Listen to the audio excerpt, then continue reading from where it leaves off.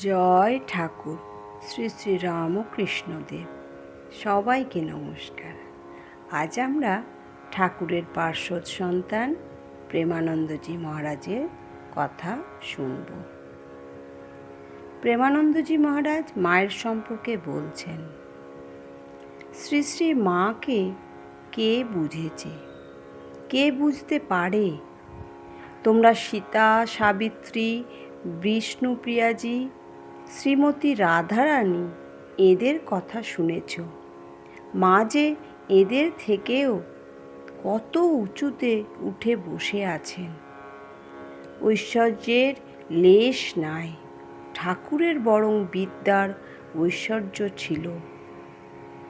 তাঁর ভাবাবেশ, সমাধি এসব আমরা কত দেখেছি, কিন্তু মার, তাঁর বিদ্যার ঐশ্বর্য পর্যন্ত লুপ্ত।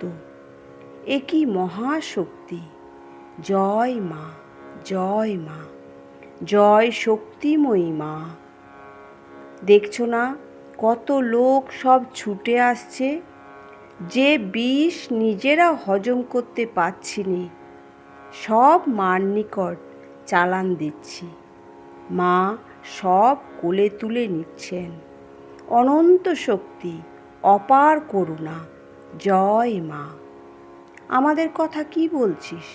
স্বয়ং ঠাকুরকেও এটি করতে দেখিনি। তিনি কত বাজিয়ে বাছাই করে লোক নিতেন। আর এখানে, মার এখানে কি দেখছি? অদ্ভুত অদ্ভুত, সকলকে আশ্রয় দিচ্ছেন, সকলের দ্রব্য খাচ্ছেন, আর সব হজম হয়ে যাচ্ছে। মা মা, জয় মা, জয় মহামায় কি জয়।